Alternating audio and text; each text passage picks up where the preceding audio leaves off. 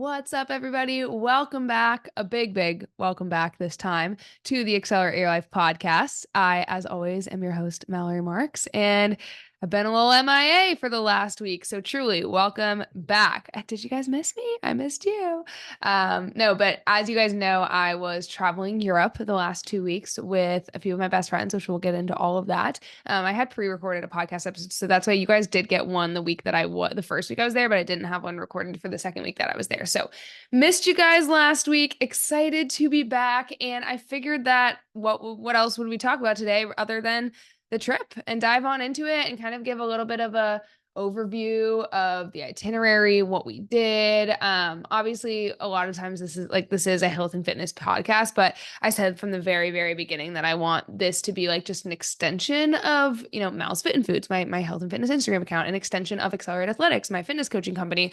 It's an extension, but I want it to be more than that, right? So obviously we talk a lot about fitness and nutrition things, but I want it to be lifestyle, wellness, just travel, my life, a diary, all of those things. So this episode, we're definitely going to touch on like how I felt in terms of my own health and fitness goals, all of that while traveling, because this was quite a large trip. I mean, we were gone for 12 days, no gym, no kitchen, stuff like that. And obviously, a lot of people worry about their fitness goals on trips like that. So we'll definitely chat about that. But the first part of this episode, I just kind of want to talk about the trip as a whole. I'm no travel guru. I'm definitely not like a travel Instagrammer or anything like that. In fact, I wasn't even the big planner of this trip. Shout out to Claudia, who definitely was the reason that we had so many fun plans and everything figured out. But I think it's fun to listen to what other people do. Maybe it inspires you to take a trip. Maybe you get some ideas from this. So I'm just gonna run down the itinerary. So yeah, we did 12 days. When I say we, it was me and three of my girlfriends, Casey, Sarah, and Claudia. Actually, funny enough, me and Sarah hadn't met Claudia until we got to JFK, which is where our first like layover was to fly then to Rome. She's Casey's friend. Like they've been friends for like a decade. And I guess like I was the last one to be added to this trip. I think that the origin of this trip happening was Sarah and Casey being like, we should go to Europe. And then Casey's like, oh, well, me and my friend Claudia have always talked about going. So like, let's all three go. And then after I moved to Austin last July, like later that fall, they mentioned they were like, you should come. And I'm like, all right, I'm in. And then that's how it became us four.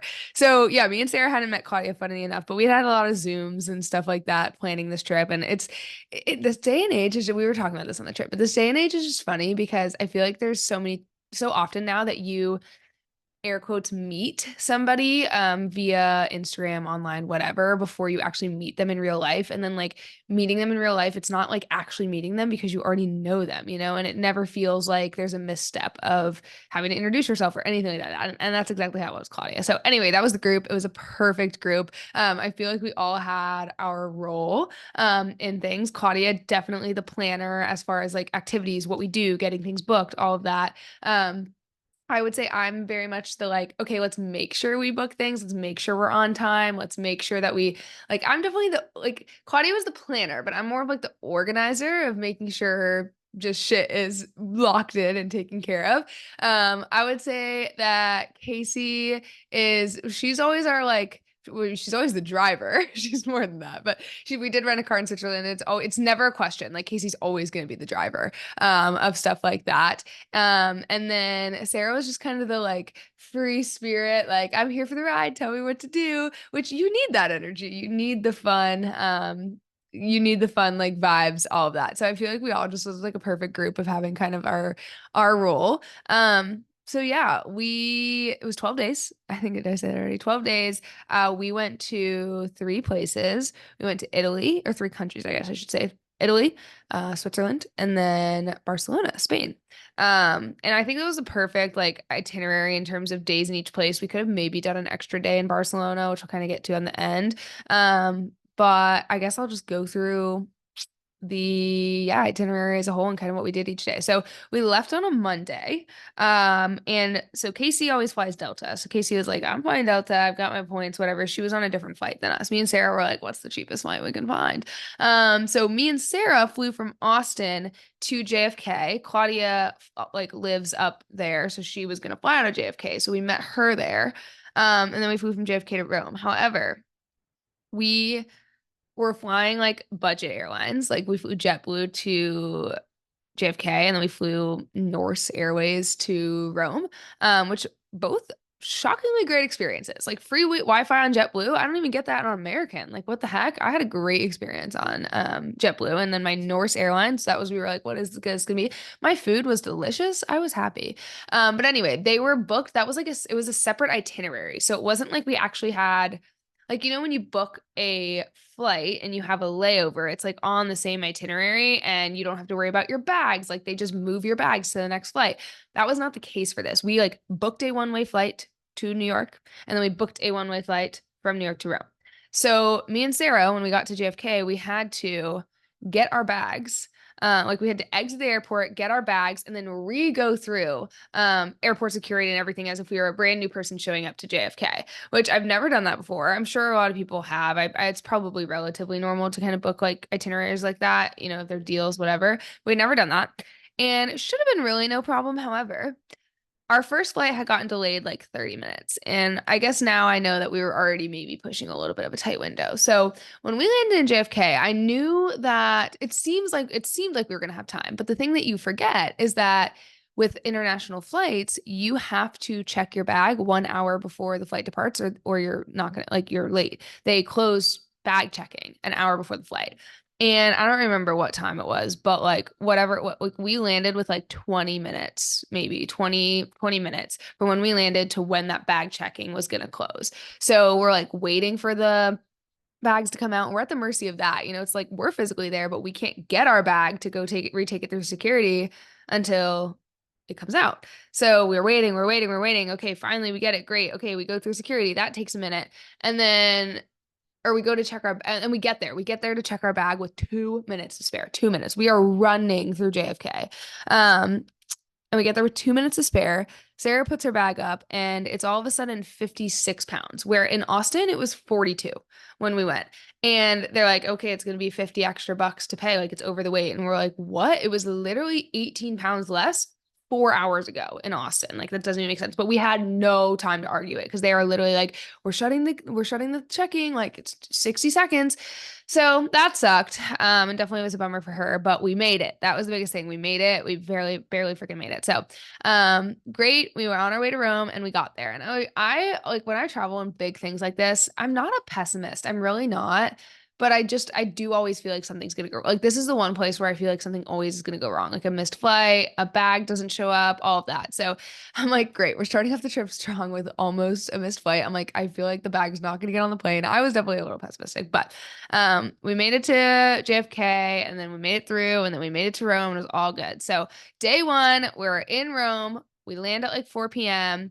and we only have like what, I don't know, 16 hours in Rome because we leave at 9:30 a.m. the next morning to go to Amalfi Coast. That's really our destination in Italy. Rome was just kind of where we like flew into. So we only had literally a night in Rome, and we got some tapa or like appetizers, bruschetta, all of that. Claudia had found a really good pasta spot off the beaten path, like not in the tourist area, and that was really good. We got some tiramisu at that night, and then we went to bed because we were all jet lagged and tired. Actually, no, Claudia and Casey went to this cocktail bar that like looked at the Coliseum. Their reservation was at 10 p.m. though, and keep in mind like we just flew for 20 hours plus are on like jet lag time. So me and Sarah were like, we're not going to that. We went to bed. And plus I had already been to Rome. That was the one place I had already been. So I'd seen the Coliseum, I'd seen like all that stuff. So I was like, I'm going to sleep. And then the next morning we got up, we went and did the Trevi Fountain really early. We got probably the best thing I ate all trip, which was this pistachio croissant. It was so freaking good. If you follow me on Instagram, you've probably seen it already because I posted it like 3 times. It was so good. And then we had to leave to get a train to go to Naples at 9:30 in the morning. So it was a very short stint in Rome. But I think I'm good on Rome. Like if the opportunity presents itself, would I ever say no? No, of course I'm going to go to Rome. But I've now been twice and I feel like I don't know, like I feel like I'm going to say this to even round out Italy. I'm kind of spoiling the next part, but I feel like Italy is the spot that everybody talks about going, right? Like everybody wants to go to Italy.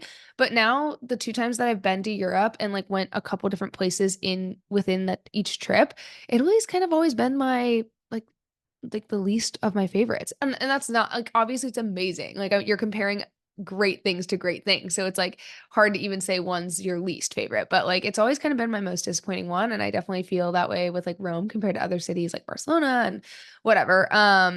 Yeah, I don't know. I just feel like it's super touristy and yeah, but I think they would have liked to spend a little more time in Rome. So anyway, we then take a train to go to Naples, where then we got a car to be driven to the Amalfi Coast. It's a little bit harder to get there than you would have thought. It really wasn't bad though. Although if you get car sick, it's going to be a rough drive. It was not great. Like there's a lot of twists and turns. But then we had 3 full days. We got there in an evening, and then we had 3 full days, and then we left super early on like the fourth morning.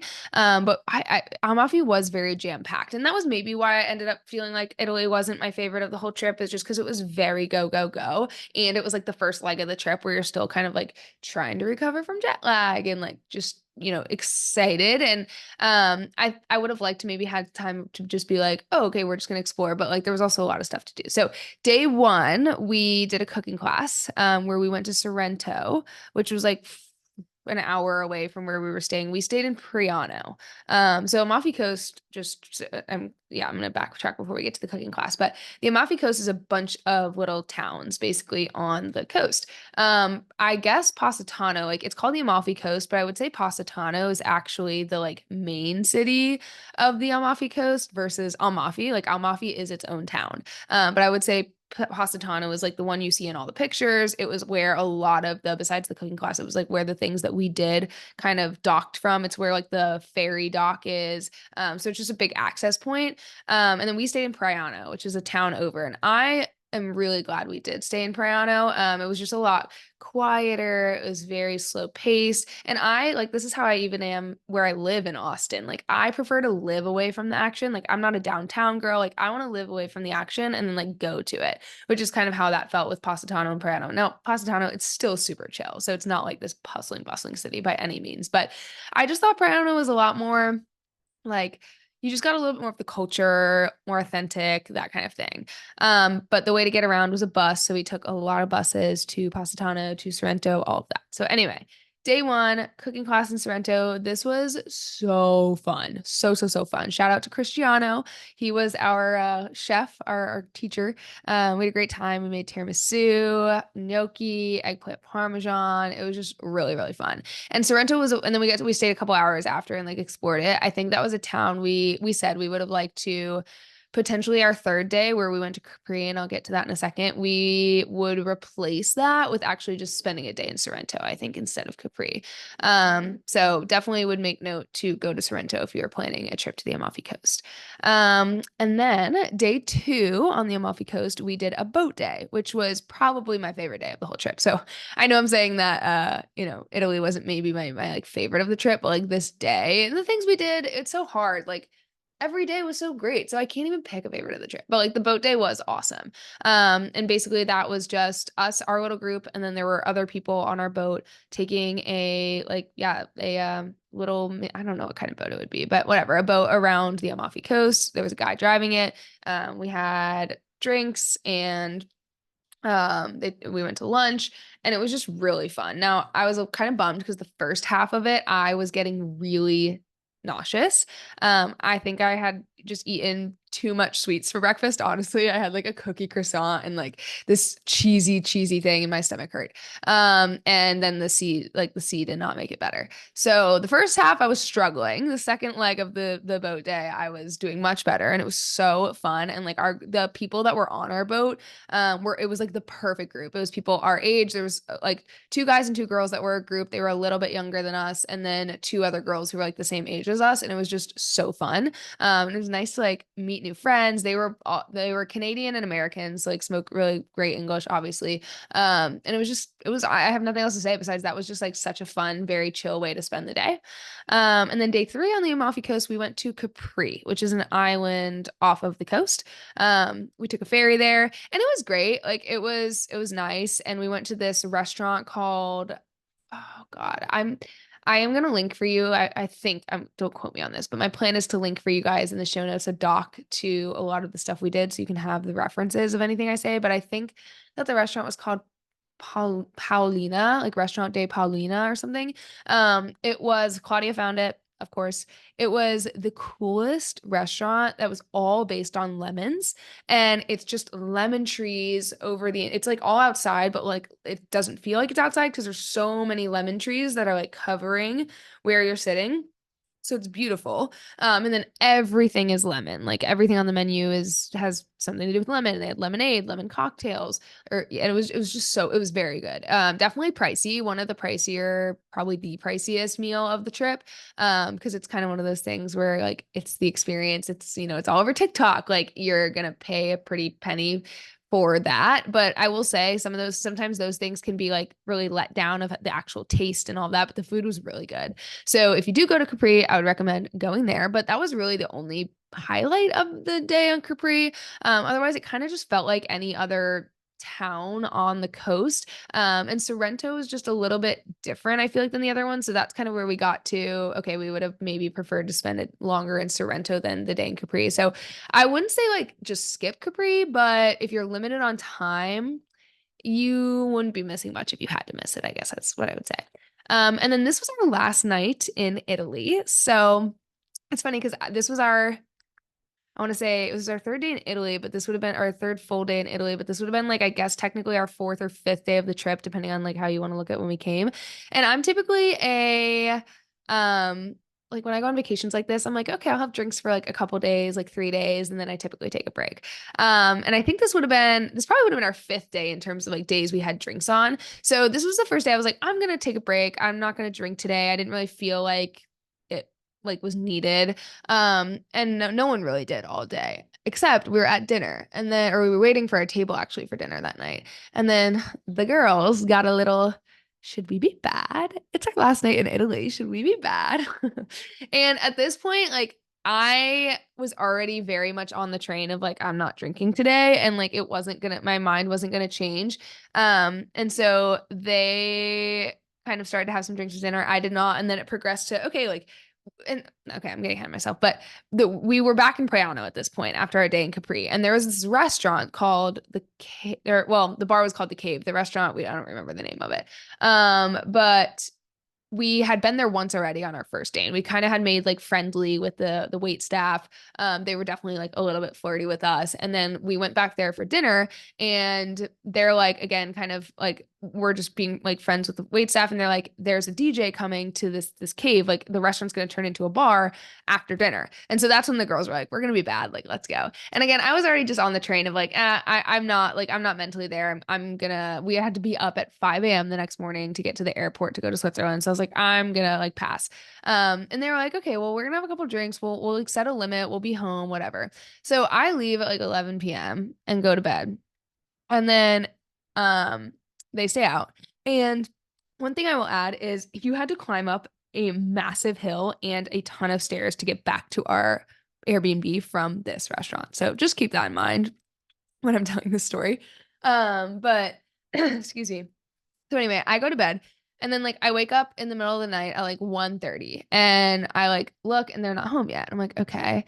I can literally still hear the club. Like it's down out my window, like bumping. But I'm like, okay, well, they'll probably come back soon. And then like a couple hours go by and it's like 3 a.m. and they're not back yet. And I'm like, I start to get nervous because I'm like, okay, they either like went to someone else's like house and they're gonna like forget that we have this flight, or they are definitely like staying up all night. I don't know. I was just like, see, I'm a worrier. This is what I meant when this role in my group of like making sure we get where we need to go and timing. I'm like all in my head of all the scenarios that are gonna go wrong and why we're gonna miss our flight in the morning because they're not home yet. It's 3 a.m.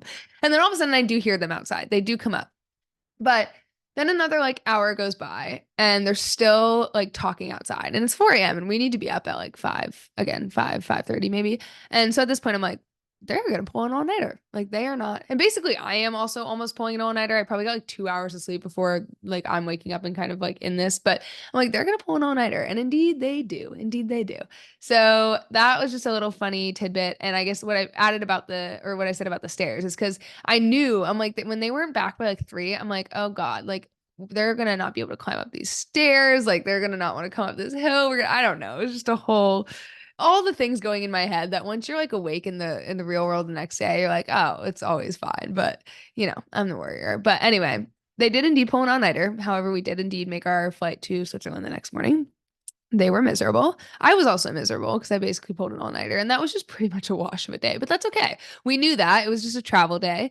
So that's the story. That is the story of the last night of Italy. Not very exciting on my end. I'm the lame-o, which is funny. I'm the youngest one of the group, but I'm probably the grandma and the lamest one. But um anyway, so then we began our second leg of the trip, headed to Switzerland, which I feel like also the rest of our trip, we talked about Italy and we kept saying the whole time that we were like in the group chat and getting ready for the trip. It was like, I can't believe we're going to Italy. Like, what are we packing for Italy? What are we doing in Italy? Like, we didn't really give a lot of credit to the second and third leg of our trip, Switzerland and Barcelona. I feel like it was just kind of an afterthought for a lot of us. And I knew this was going to end up being the case where it ended up being like the freaking best. Like Switzerland was stunning, stunning. Potentially the most beautiful place I've ever been, potentially my favorite place I've ever been. It was gorgeous. I didn't really know what to expect, but it was just, how many times can I say it? So beautiful. We flew into Zurich. And then we did rent a car. Casey drove, as is her trusted role, and drove on no sleep, I should say. No, but she was great. And we got to Interlaken, which is where our Airbnb was. So it was about a 2-hour drive from Zurich to Interlaken. I didn't have a ton to do with this like planning side of things, but I asked like why we chose Interlaken and what the reason we went to Switzerland was like we wanted to do a lot of hiking, and I guess a lot of the hikes that Claudia was looking at, it was just like Interlaken was a really good central spot to be like 30 minutes to an hour away from all the hikes. I think that was the best. I'm so glad we picked Interlaken. I think it had a lot more to offer for like what we wanted than like what I saw of Zurich. I also feel like it was very fairly affordable, which was a nice surprise because everybody was telling us how expensive Switzerland was going to be, how expensive it is. Like we were prepared for like a burger to be $40, but Interlaken was very comparable to, I feel like, living in Austin and any city in the US, even better than like New York, Boston, that kind of thing. Like a coffee was $5, a beer was 7 or 8, a nice steak at dinner was 40. Like it was very comparable. So we were happy with that. And our Airbnb was on a lake. It was absolutely gorgeous. And then we were there for 2 full days and we did do two different hikes. Now I will say that we were kind of surprised. Two things. Number one, a lot of the hikes were closed. So if you are looking to go to Switzerland to do hikes, I would recommend going no earlier than June. Because I think a lot of the hikes were closed because it was still too snowy up on the peaks. And it sounds like a lot of them opened like June 4th, 5th, 6th, that kind of thing. So some of them we couldn't do. And then some of them, the ones we did do, the two we did do, what was interesting is that you had to take a gondola up to the top and then you just hike down. Which was fine. And my original fear, because me and Sarah didn't bring, well, actually, none of us ended up bringing hiking boots. And so originally my fear was, are these going to be hard hikes? I only have like tennis shoes. But then they ended up being too easy because like it was literally just going downhill. Our calves were still very sore though, because you don't often like go on steep declines for miles. But that was a little bit of a bummer because I like wanted to like get a little bit of exercise and work, feel like I worked hard. But it was cool to take the gondola up. The views were gorgeous. I am hoping the document I can give you guys below has the names of the hikes because I do not know any of the things we did off the top of my head, but I really want people to know, especially the first hike we did, because it was so pretty, so pretty. Like if you again followed me on Instagram and saw the video where I like was pouring the beer with the mountains in the background, that was the first hike we did, and it was absolutely stunning. So I was super happy with Switzerland, except for I have to note our only negative interaction of the entire trip. This is like one evening we had a couple mishaps, but first was like not our mishap. It was just like a negative interaction with a person. But we wanted to get fondue because fondue is Swiss. We're like, we have to get obviously traditional Swiss fondue before we leave Switzerland. So we sought out a place we could get fondue. I was like looking on Google, looking at reviews, all of that stuff, found a place. Okay, great. We go. And I think he was the owner, was so rude to us.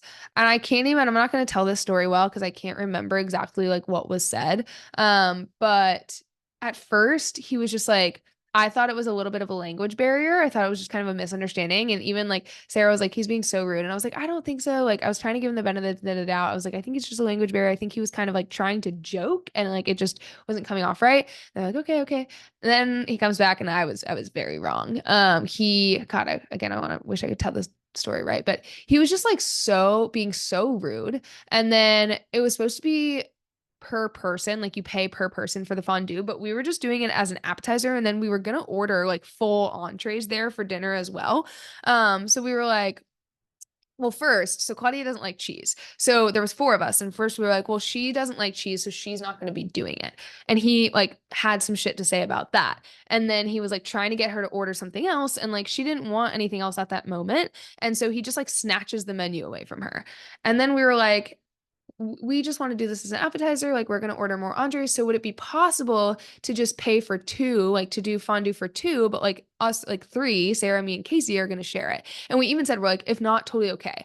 And he just basically like rolls his eyes, gives us attitude, like says he'll do it. And then, like, it was just so abrasive and just like walks away. And then he comes back out and he basically was like, where are you from? And we're like, America. We're still being super nice. And he was like, oh, you're Trump girls. Like, it was just so bizarre. It was like, you're Trump girls. And let me guess, you're just gonna order still water for the table too, no other drinks. And you want fondue for two people, even though there's three of you, like just classic American Trump girls. It was wild. And we were just like sitting there in shock.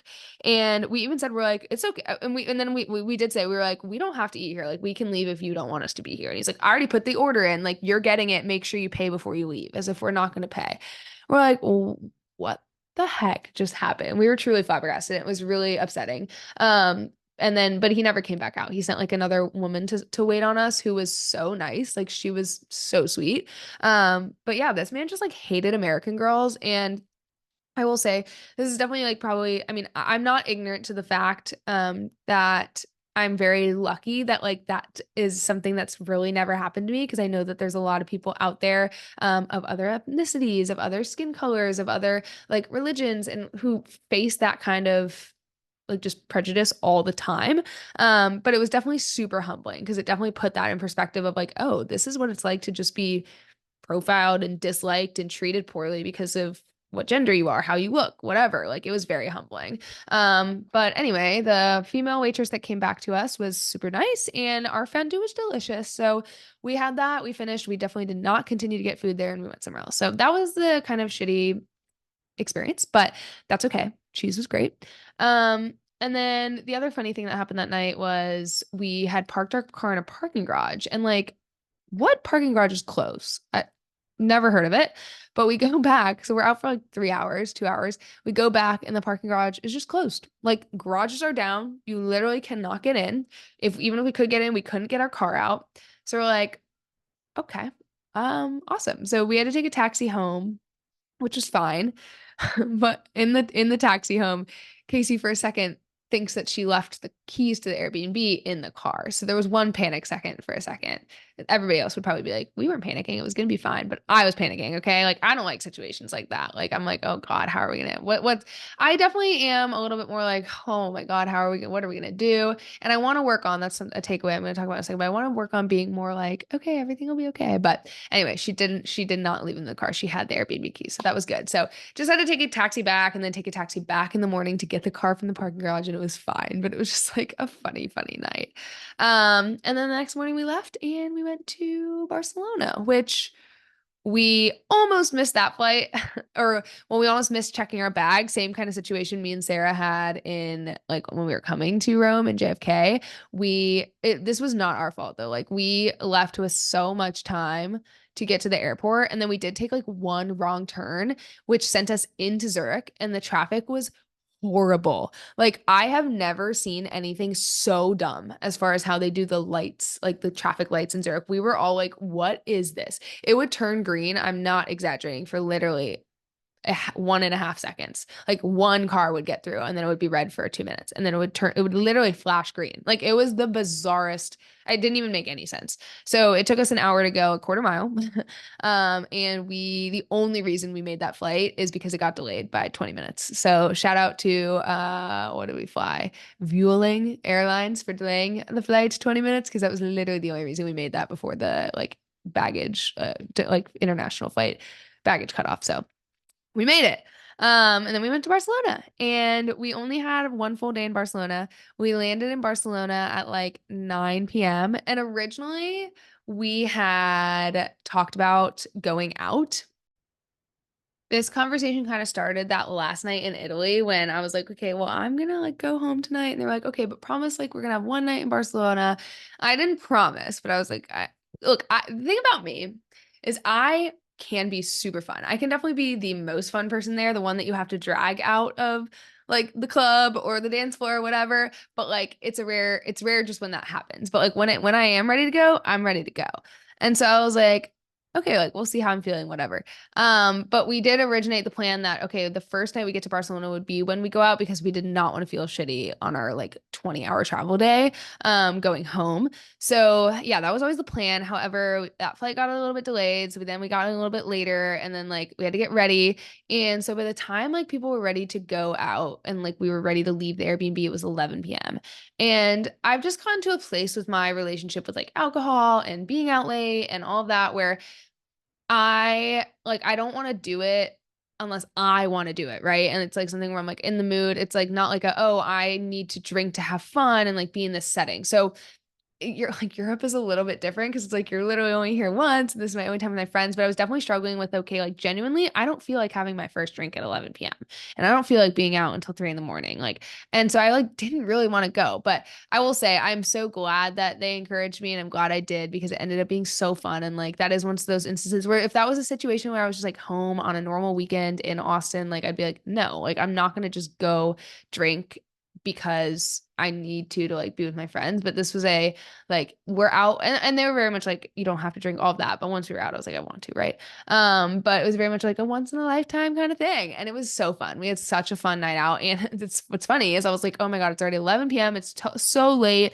But we got to the first bar where we had our first drink and we were literally the first people there. And we tried to go into a club and it didn't even open until midnight. And this is a Wednesday. Like it was a Wednesday. It's bizarre. I'm like, I would never thrive here ever. Like, I'm home from the bars in Austin by 11 p.m. But anyway, so we did go out. We did eventually go like to a club. It was very fun. We danced. We had a great girls' night. And then I made them promise. I was like, the only way I will go out is if there is no alarms tomorrow morning. We're not setting alarms. There's no time. We have to wake up. I know it's our only day in Barcelona, but like we'll explore when we get up. And we were all on that page. So it was great. We didn't wake up until probably like 10. We went and got brunch and we had plenty of time to go explore Barcelona all day. So that was the first night in Barcelona. We did get McDonald's that night. I forgot to mention we also got McDonald's in Switzerland. It's just funny because it's like four health and fitness girls who probably haven't had McDonald's in like years, and then we get it twice on this trip. But we wanted to explore what it's like at different countries, and the one in Switzerland was very good, I will say. Um, but then, yeah, Barcelona, we had the whole day. We walked every corner of that city. We walked everywhere. We got brunch and then we walked all the way to the Park Güell. I'm saying that probably so wrong. Which was like a 45-minute walk from where we were. And we get there and we didn't know you had to have tickets. So it was sold out. You couldn't get in. That was really sad because that was the one thing I really wanted to see. So I will have to go back to Barcelona. But we walked all the way there and then we're like, well, that sucks. What else can we do? I'm probably also going to say this name wrong, but like Gaudi, he's the one who is like the artist who had all the like architecture and stuff in the park. Also, I guess has some buildings and stuff. So we went and walked back to see those, which was like another 45-minute walk back. So we did that. And then we went to this little market, got some like juices and treats. And then we went to tapas at the sangria bar. And we finished our last night with sangria. Really good tapas. That was delicious. And yeah, that was pretty much the trip. Barcelona was great. I really would like to go back and see the park. And I just liked that day a lot because we didn't really have any structure to it. And then the next morning we flew back to Austin and it was a great, great trip. So that's kind of the itinerary. Thanks for letting me ramble on that. And if you guys do want any like ideas or specific places, again, I'm going to try to link the doc in the show notes, but you can always message me on Instagram as well. But I thought what would be cool to kind of round out this episode was just to chat about a few like takeaways that I had from the trip. Outside of course, the fact of just like how nice it is to unplug from work for a little bit, to unplug, honestly, a lot from social media. Like we weren't on our phones as much, to just unplug from all of that and just be present with your friends and in different cultures. Like that was great. But from like a health and fitness standpoint, we didn't work out for 12 days. We did not find a gym. We did not, like, we didn't even try to find a gym. That was never a question. Like, we obviously did some hikes. We did a lot of walking, but no working out. We did not cook a single meal unless you count our cooking class, which I wouldn't say we totally cooked. And it was, still just straight carbs. But we didn't cook a single meal at home. We ate every meal out. That was like 3 meals a day, plus lots of obviously snacks and desserts and just trying things. And Italy, but also the other European countries, like it is just a lot of carbs. They love their carbs. Like breakfast is carbs. Everything's on a sandwich. Like everything is carbs. And it was pretty hard to prioritize protein, I will say. And even me trying to like prioritize protein, yes, it's both from a health perspective, but honestly, I genuinely like protein. Like I love meat and like I don't feel like something is a meal unless there's like a central like protein source. So I genuinely want to prioritize protein, but it was difficult because like even the sandwiches there, they put on like one slice of turkey and then it's like a giant loaf of bread. But we embraced that and it was delicious and we enjoyed every bite of food we had. And truthfully, I think one of the like big takeaways I had is or just like things I noticed about myself is this was probably the first trip. It's definitely not the first trip where I didn't try to stay on track. Like there's been trips where I fully don't work out and I fully like don't cook meals and I don't try to control it, but I mentally struggle a little bit. I would say this is one of the first trips where I have completely let go and mentally let go and like was not phased at all by what we were doing. Like I did not have any guilt. I did not worry about like getting to workouts when I get back or what I was going to change or anything like that. I just fully enjoyed it. And like that was so freeing and so nice. And like I almost didn't even like appreciate that I was doing that because it was so unnoticed in terms of I was just going like living my life, if that makes sense. So that was really, really cool. And like I plan to do a post on how I feel like I got to that place because I know, I mean, that took me 7 years probably from like when I first kind of started a not great relationship with food to being able to say I spent 12 days not caring and not being anxious about it. Like that took me 7 years. So plan to do a post with some tips on like how I got there, but it can be done. If you're kind of in a spot of you still stress when you go on vacations like this, and just know that there is a light at the end of the tunnel, but you do have to put in the work mentally and with your health to get there. But that was a big thing. But another big takeaway kind of on that note was like just remembering that I do everything I do to do things like this.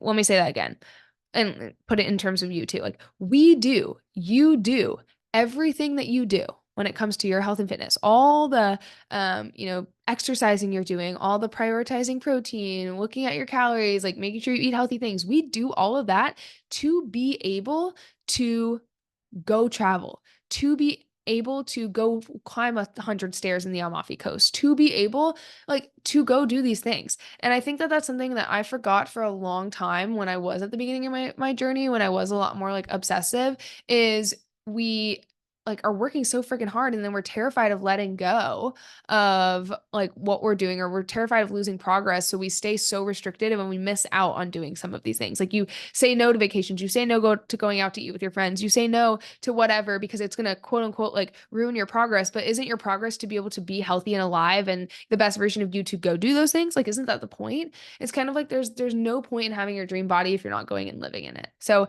I do everything I do when it comes to my health and fitness to go on trips like this, to be healthy, to be able to do these things. So go enjoy it. Okay. That was a big takeaway.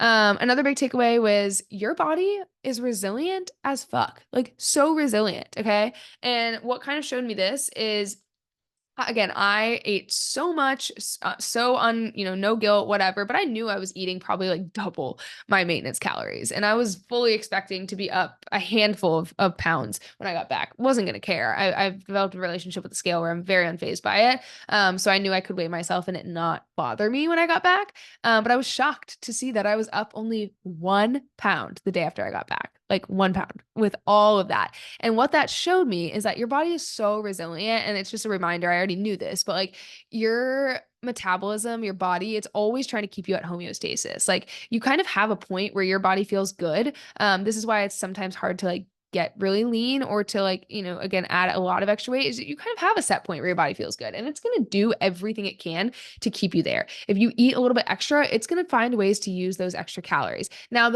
you're probably listening like, okay, well then in that case, like how do people gain so much weight? Well, there's obviously a limit to that, right? And if you just keep pushing those boundaries and pushing those boundaries and overeating like so many, Americans do, and like eventually, yes, it's not going to be able to be continue to be resilient. But a few days, a few weeks of overdoing things, your body is really smart and it's going to figure out what to do with those extra calories and it's going to do everything it can to kind of keep you at that homeostatic point. And so it was just cool to kind of see my body be able to do that. And now 4 days after, like again, I was 1 pound up the day after I got back. Now it's been about 4 or 5 days. And I'm right back down to where I was, lost that 1 pound. So that was just really cool to see. Another big takeaway is just like something is wrong with Americans, which like we already know this. We already know we have a problem in our country of obesity and health problems. And it was just like really eye-opening to go to 3 different countries all in Europe and see almost no overweight people. And to see 80-year-olds climbing all of these steps on the Amalfi Coast, like it's it was very eye-opening. And then the extra thing to put here is like like I said, they're incredibly carb heavy with their food. There's not a lot of protein. A lot of their cultural and social things are focused around food. So food is a big part of their culture. They're eating a lot of food, but still they're not having all these health problems and not overweight. So what gives? Like, why do we Americans? And I think like there's a couple reasons. I mean, there's probably a lot of reasons, but I think things that just stick out to me is like the lack of activity that we do comparatively. Like they're walking everywhere. A lot of their jobs are you know, gardening and farming and like all these very active jobs and they're just not sitting at their computer and scrolling on their phone all day. So I just think that's such a big thing we just need to be so conscious of. And it's sad to kind of see come home and see like such a stark contrast. And then obviously like the processed foods side of things too. Like I preach all the time, carbs are not bad. And like, again, this is just proof. Here's a society who is like their main food group is carbs and they're still healthy and fine. But the difference I think is with us, like it's bread's not our problem. It's all the like refined sugar and processed bullshit you're getting from like a vending machine and a chips bag. Like that's the problem. They don't have that there. I mean, obviously they do, but it's not like a bigger part of their culture. So just big things to notice there. Um, and then I would say the last little takeaway from me was just a little personal one of I did kind of see a little bit of like my faults and where things I want to improve on. The biggest things I think just being like go with the flow and like letting go a little bit more. Like I said, I was definitely like the rigid, like, let's be on time. What time do we need to be up for this? Okay, we need to leave now. Okay, like, what's the plan for this? Which I think is good. Like, I don't want to change that entirely. I think that there's value in that. I think obviously like I wouldn't be who I am, have grown the business I have, like do what I do without having kind of that aspect of me. But like I do want to be able to let go a little bit more, and just like be more present and know that like everything will work out. Like it always does, unless you're like as long as you're not like putting yourself in danger or anything like that. Like if you miss a flight, it might be annoying, but it's gonna be fine. Like if you like it's gonna be fine, right? And that's just something I want to work on. So those are some big takeaways. And that I think rounds out the 12 days that I spent traveling Europe. And if you guys are still here listening, thanks for listening along. I hope you got some ideas from this. I hope maybe you're planning your own fun journeys and travels. And if you do need any tips, recommendations, again, check out the show notes. I hope to have something in there for you guys. If I don't, feel free to message me on Instagram and ask any questions, and I'll do my best to direct you. So thanks for tuning in, y'all. And I will talk to you next week. Bye.